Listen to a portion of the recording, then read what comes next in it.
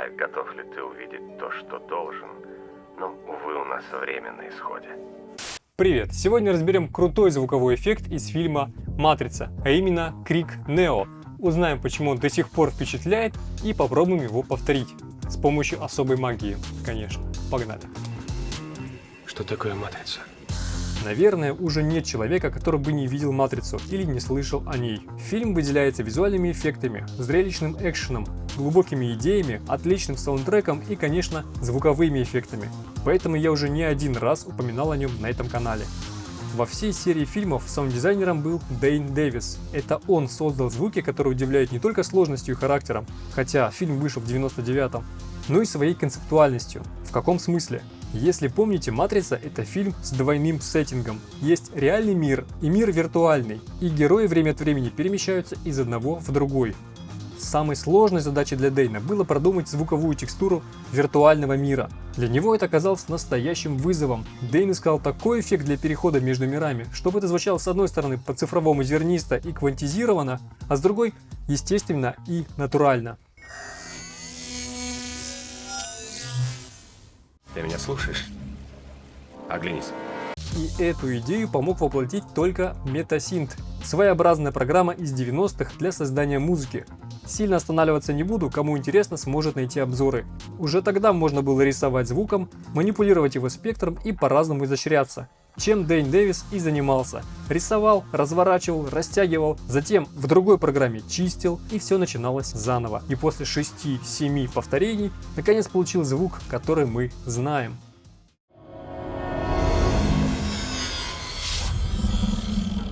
Дэйн говорит, что так и не смог получить цифровую текстуру, подобную Metasynth, в других программах, поэтому он использовал ее и для 4-го фильма. Но туда создавать звуки пришлось заново, так как прошлые наработки со временем не сохранились. Отчасти из-за этого новая «Матрица» звучит иначе.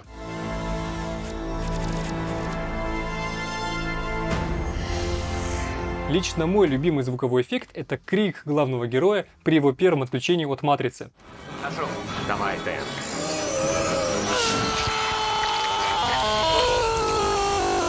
Я бы описал этот звук так.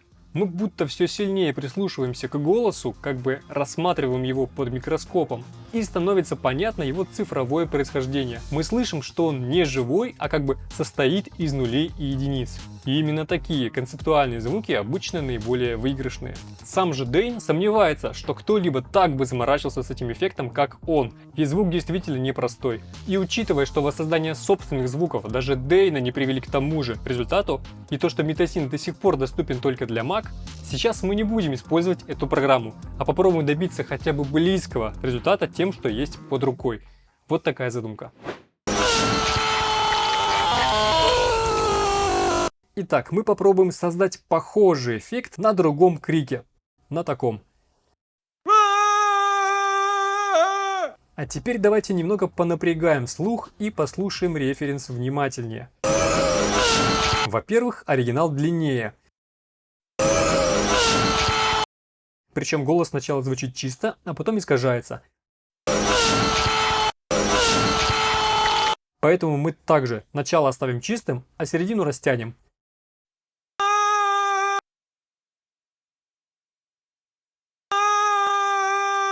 А дальше голос должен быть на одной ноте и с сильными искажениями. Поэтому пока что просто сделаю копию центральной части. Сразу объединю в один файл и уберу щелчки.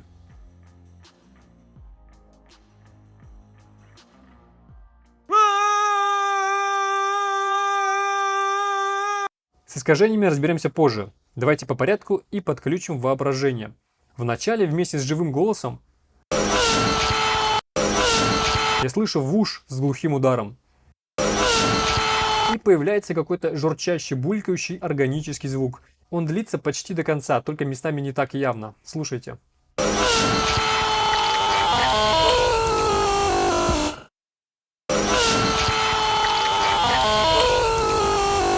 Что ж, сразу же и запишем.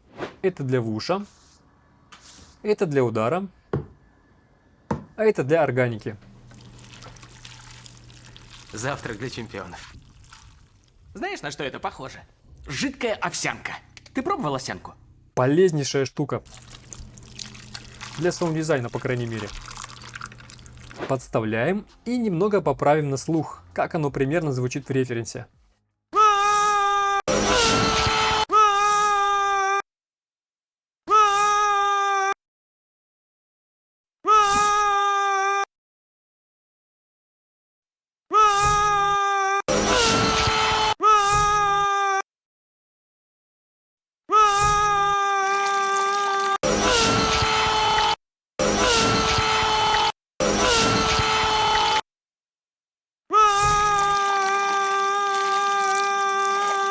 Теперь искажение голоса. Оно интереснее всего. Сначала голос будто расщепляется.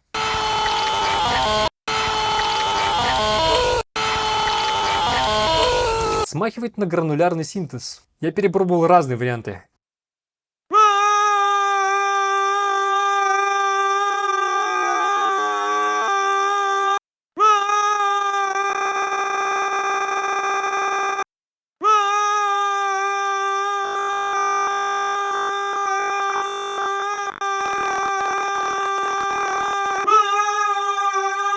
Кстати, вот это очень интересная программа. Рассказывал о ней в своих группах. Подключайтесь. Бред какой-то. Непонятно. Как же так? Как же я вляпался? Но в данном случае мне больше всего понравился звук, полученный с помощью биткрашера. Подобный инструмент найдется в любой звуковой программе. Простыми словами, он деградирует звук. Нам хватит небольшого эффекта, и будем плавно его подмешивать с помощью автоматизации.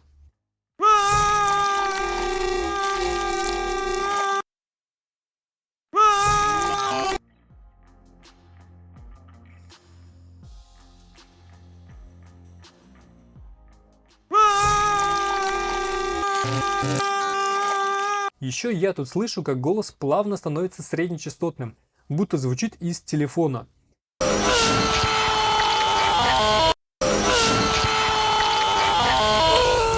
Я создам отдельную дорожку для эффекта и помещу сюда эквалайзер, в котором срежу высокие и низкие частоты.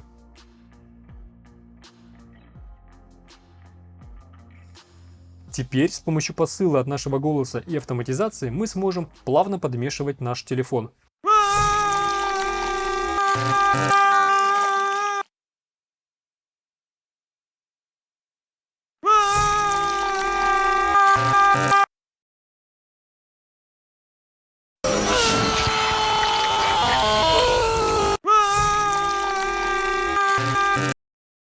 Что еще? Вот здесь, когда голос начинает расщепляться, вступают высокочастотные пиликающие звуки и потом плавно стихают.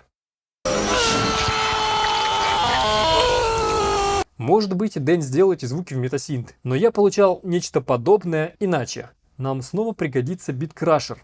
Когда-то давно я заметил его интересное свойство. Если быстро крутить ручку Sample Divider, то получаем пиликанье. Но в этот раз сделаем по-другому. Я продублирую голос и на его копии открою другой плагин. Это Crash. Про него я уже рассказывал, он бесплатный. Здесь убираю звук чистого голоса и оставляю wet, то есть только эффект. А встроенным фильтром срезаем низкие и средние частоты, где слышно голос. Далее нас интересует вот эта ручка. Она работает как Sample Divider в прошлом плагине. Но чем хорош этот? Мы можем заставить ручку крутиться автоматически.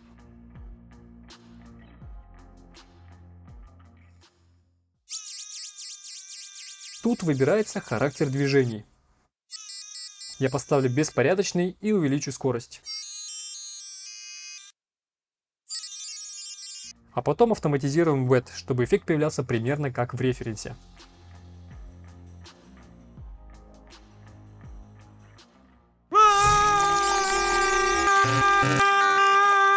Ну вот, уже похоже. Идем дальше.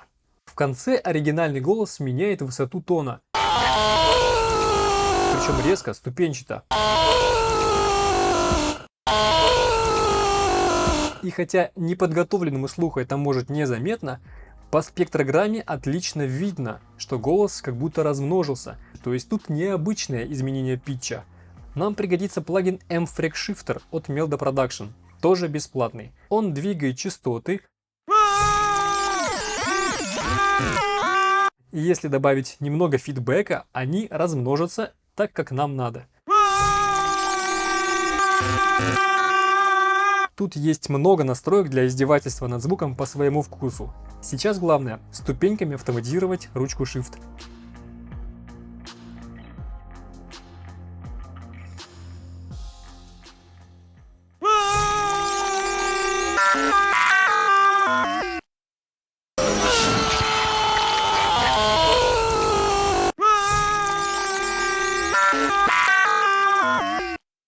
И осталась пара деталей. Они не так значительны, но делают звук более полным и насыщенным.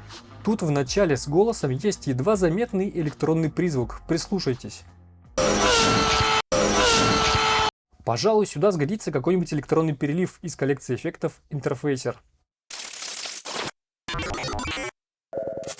Советую присмотреться к ней. Тут много полезных готовых решений и элементов для разных ситуаций. Сейчас ищу едва заметный звук просто для заполнения пустоты. Сгодится этот.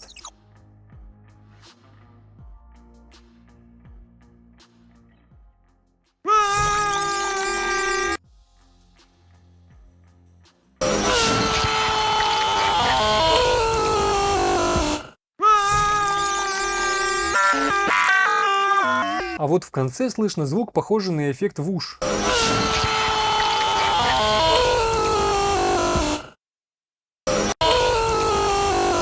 Но с таким характерным цифровым призвуком. Для того же Interfacer я делал похожий. Тут в файле есть несколько версий. Возьму длинную и поправлю фейд.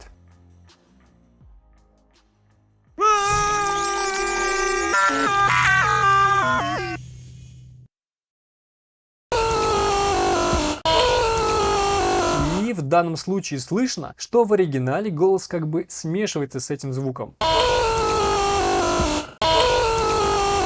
Мы этого добьемся с помощью плагина M-Morph и плавно смешаем звуки.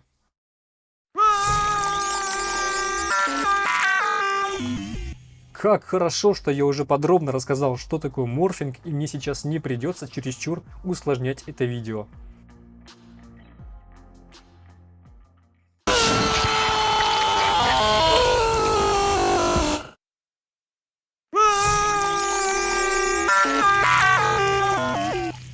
И вот в целом основу мы сделали. Характер похож. Уже вполне можно на этом остановиться. А можно изучить референс глубже, понять, какие особенности звучания и сведения мы не расслышали, и потом просто поправить, чтобы стало более похоже и сбалансировано.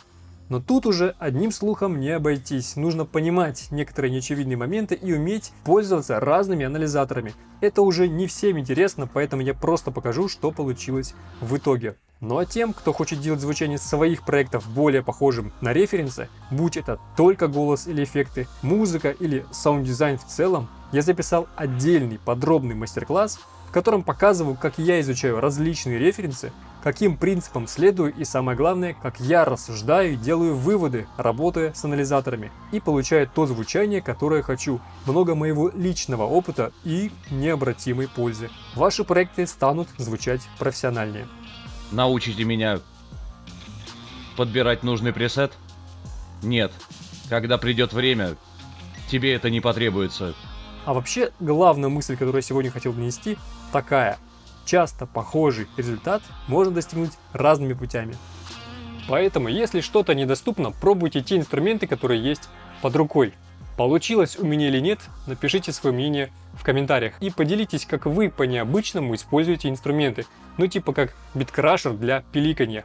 Все, лайк, подписка, комментарий и сочного звука. Пока!